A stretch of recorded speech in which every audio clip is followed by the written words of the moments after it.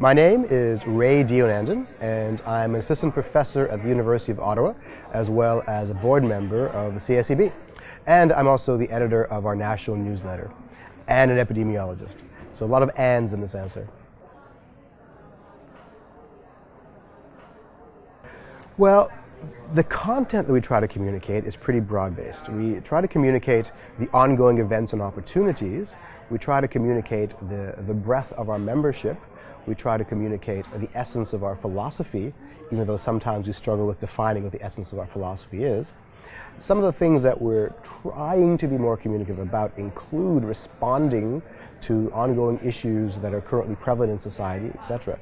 But more importantly, we are trying to provide a communicative thread for binding all the membership across the country, and it's quite a challenge. We use a variety of media right now for communications. Traditionally, we've been relying heavily on a print newsletter. Now, the past few years, we've transitioned into an online electronic newsletter in PDF format. As well, we have our email lists, etc.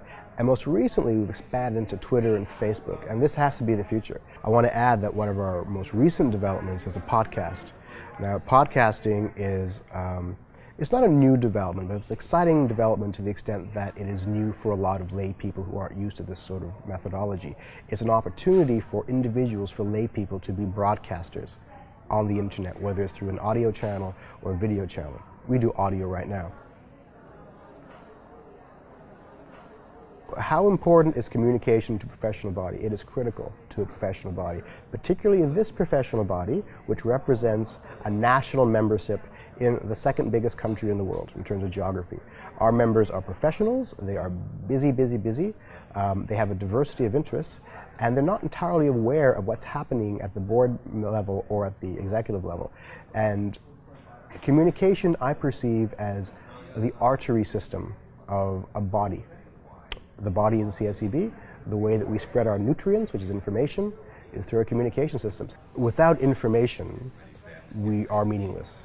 There's an old maxim, an old cliche almost, that information is power. So I feel as if I am helping to empower our membership by providing them the relevant content that we have struggled to accumulate at the executive level.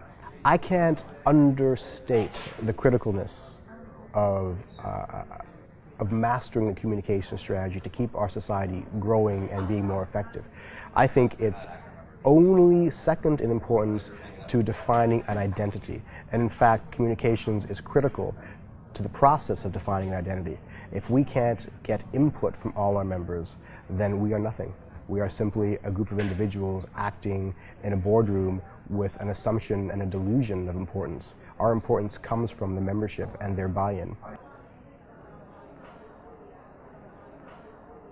So the challenges, especially for the new media, include getting people up to speed with the technology. That's not difficult. The fundamental challenge underlying that challenge, though, is getting them not to be afraid of the technology.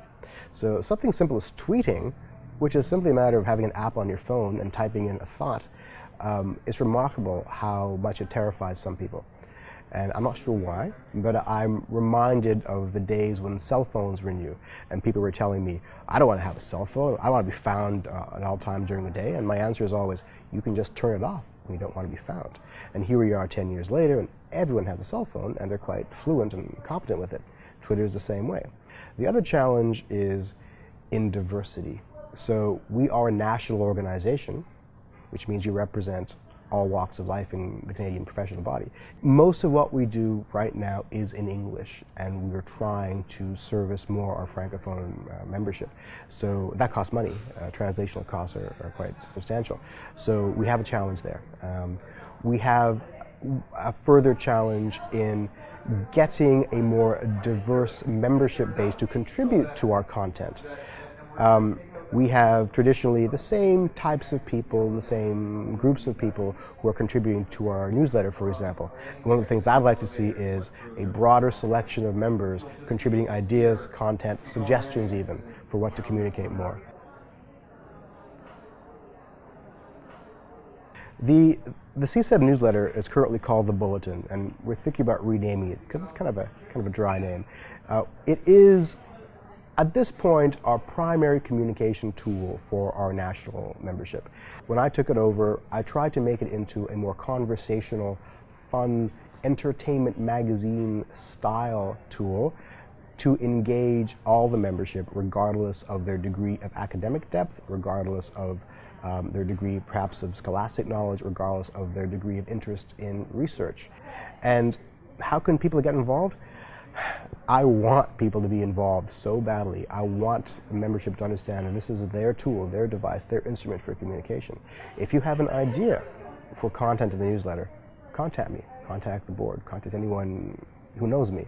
If you want to contribute content, please contribute content. We'll take, I'm open-minded to all sorts of possible content. I've had people talk about their career trajectories, maybe challenges in finding a job in epidemiology or biostatistics, possibly challenges in linguistic variation, challenges in finding that balance between biostatistics and epidemiology, challenges in defining who they are as a professional, challenges in communicating to other professions what value they bring to their various organizations. So our newsletter is a forum for sharing these shared experiences and challenges, etc. One of the things that we hope to be developing in the very, very near future is a more formalized structure, an editorial board at the executive level to make sure that various kinds of content are represented. Biostats content, epidemiology content, public health content, advocacy content, ethics content, political content, etc. So it's important to have this kind of balance. Recently we've been servicing the student community a fair amount, showing their needs and allowing them the opportunity to publish in our newsletter for their CVs and also to get experience in writing. But I would like to see more seasoned and experienced epidemiologists and biostatisticians take lead in contributing to our newsletter. One is, it's a writing credit. It's a line in your resume for those who care about these things. Second, it's practice in communicating at a variety of different levels. It's not scholastic, it's not policy, it's a lay sort of language. Third, it's the ability to get a position into the open, into the forum. Some things you don't have an opportunity to discuss them either with your colleagues or with your friends. This puts an agenda item that perhaps you feel strongly about into the open for your colleagues to tackle.